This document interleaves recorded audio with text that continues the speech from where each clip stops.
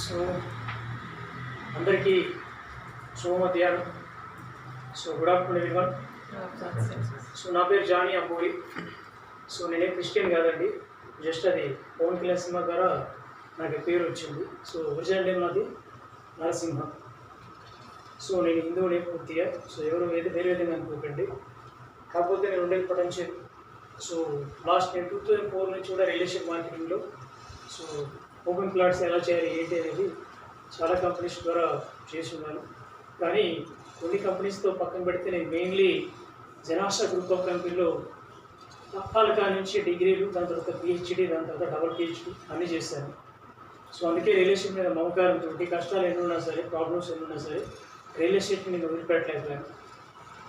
బహుశా నాకేదో లైఫ్ ఇవ్వాలని చెప్పేసి ఆ భూతాలు క్రమం పడుతున్నట్టుంది. సో నేను దాన్ని సరైన టైంలో క్యాచ్ చేయకపోవచ్చు, లేకపోతే ఇన్ టైంలో ఇంప్లై చేసుకోలేకపోవచ్చు, ఇప్పుడు నెగ్లెక్ట్ ఉండొచ్చు, లేకుంటే బ్యాక్గ్రౌండ్ సరిగా లేకపోవచ్చు. కారణాలు ఏమన్నా కానీ ఇంతవరకు నేను సక్సెస్ కాలేదు.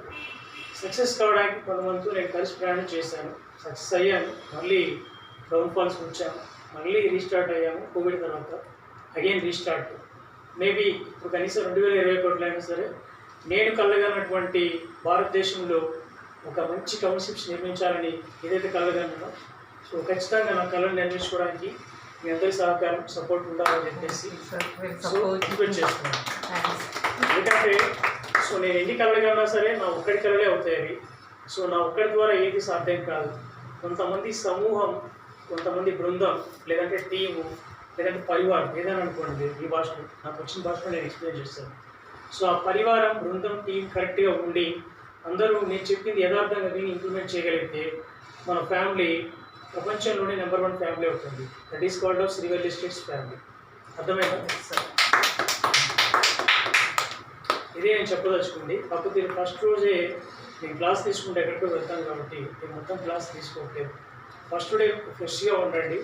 ఇక్కడ మీరు టెన్షన్ పడాల్సిన అవసరం లేదు. ఇక్కడ మీకు ఏదైతే వర్క్ కోసం వచ్చారో ఆ వర్క్ మీకు నేర్పిస్తారు, నేర్చుకోండి. అర్థం కాకపోతే మళ్ళీ అడగండి, అర్థం కాకపోతే మళ్ళీ అడగండి. నెంబర్ ఆఫ్ టైమ్స్ అర్థం కాకపోతే నెంబర్ ఆఫ్ టైమ్స్ అడగండి, మూమాట పడకండి. ఎందుకంటే మనం ఇక్కడ ఫస్ట్ పని నేర్చుకొని పని ద్వారా డబ్బు సంపాదించాలని వచ్చాం. ఆ వర్క్ రిసెప్షన్ కానీ, లేకుంటే టెలికాలింగ్ కానీ, లేకుంటే టీమ్ లీడర్ కానీ, కుకింగ్ కానీ, ఏదైనా కానీ. బట్ ఇక్కడ మల్టీ జాబ్స్ ఉన్నాయి. అంటే ఆల్మోస్ట్ ఇంకొక 500 మంది వచ్చినా సరే నేను జాబ్ ఇవ్వడానికి రెడీ ఉన్నాను. అర్థమైంది మీకు? మీరు ఒక 1000 మంది తీసుకొచ్చినా సరే నేను వాళ్ళకి జాబ్ ఫెసిలిటీస్ ఇవ్వడానికి రెడీ ఉన్నాను. కొన్ని లిమిటెడ్ సిట్టింగ్ జాబ్స్ ఉంటాయి, మిగతా అన్ని మార్కెటింగ్, పేరు భాష ఏదైనా ఉండొచ్చు. కానీ మనం జాబ్ ఇవ్వడానికి సిద్ధంగా ఉన్నాం, ఎంప్లాయ్మెంట్ ఇవ్వడానికి రెడీగా ఉన్నాం. నాకు భయం లేదు సాలరీ పే చేయడానికి. మీకు ఎంత భయం ఉంటే నేను చెప్పలేదు. అర్థమవుతుందా? ఏమర్థమైంది? నేను 10,000 మందికైనా జాబ్ ఇస్తానండి. ఒకవేళ ఆఫీస్ ప్లేస్ సరిపోకపోతే ఇక్కడ గ్రౌండ్ తీసుకొని షెడ్ వేసుకుని దానికి ఏర్పాటు చేస్తుంది. మీరు తీసుకురాగలిగే కెపాసిటీ ఉంటే నేను వాళ్ళకి పే చేయడానికి నాకు కెపాసిటీ ఉంది. నేను అసలు భయపడాల్సిన మీకు ఎవరైతే మీ చుట్టుపక్కల నైబర్స్, మీ ఫ్రెండ్స్, మీ కొలీగ్స్ జాబ్ లేదని పక్కన పడుతున్నారు, సరైన జాబ్ నేను ఇవ్వడానికి సిద్ధంగా ఉన్నాను. కాకపోతే ఏంటంటే అందరికీ సిట్టింగ్ జాబ్స్ రావు. సిట్టింగ్ కార్డ్, రిసెప్షన్ సిట్టింగ్, వాళ్ళకి టార్గెట్లు ఏమి ఉండవు. కుకింగ్ సిట్టింగ్ టార్గెట్ ఉండదు, అడ్మినిస్ట్రేషన్ టార్గెట్ ఉండదు, అకౌంట్స్ టార్గెట్ ఉండదు. కానీ వీళ్ళన్నిటికంటే అకౌంట్స్ చాలా స్ట్రెస్ జాబ్. అవునా కదా? రోజు కొన్ని కోట్లు వస్తుంటే కొన్ని కోట్లు పోతుంటాయి. ఆ లెక్కలన్నీ ఆయన చూసుకోవాలి, పిచ్చెక్కి ఉంటుంది. నాకు ఎందుకు బాబు తలనొప్పి ఉంటుంది. మామూలుగా ఒక మెడికల్ షాప్లో అకౌంట్ అనుకోండి ప్రాబ్లం ఉండదు, స్కూల్లో అనుకోండి ప్రాబ్లం ఉండదు, కాలేజ్ అనుకోండి ప్రాబ్లం ఉండదు. రియల్ ఎస్టేట్లో అకౌంటెంట్ పనిచేయాలంటే సార్ ఏ డేట్ వచ్చో నాకు తెలియదు, అంటే సార్ తెలియకపోవచ్చు, లేదు. ఎందుకంటే అకౌంటెంట్ ఎక్స్పీరియన్స్ ఉందేమో కానీ రియల్ ఎస్టేట్ ఎప్పుడు చేయలేదు. చేశారు సార్. సార్ చెస్ ఎలా ఉంటుందని మన బిజినెస్ స్టార్ట్ అయితే ఆయనకి అకౌంట్స్ ఏంటో అర్థమైపోతుంది. అప్పుడు నేను మార్కెటింగ్ చేసుకుంటాను, అకౌంట్స్ పెట్టండి, ఖచ్చితంగా పెడతాను. ఓకే, అర్థమైంది సార్?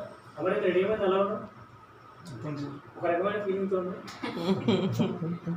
ఏమైనా డౌట్ ఉందా? He's feeling sleepy, I think so, sir. Because of the eyes. Okay, no problem. So, అదే ఇప్పుడు చెప్పాల్సిన విషయం. మీటింగ్ ఓకే సార్, క్లాప్స్ కొట్టారు అందరు.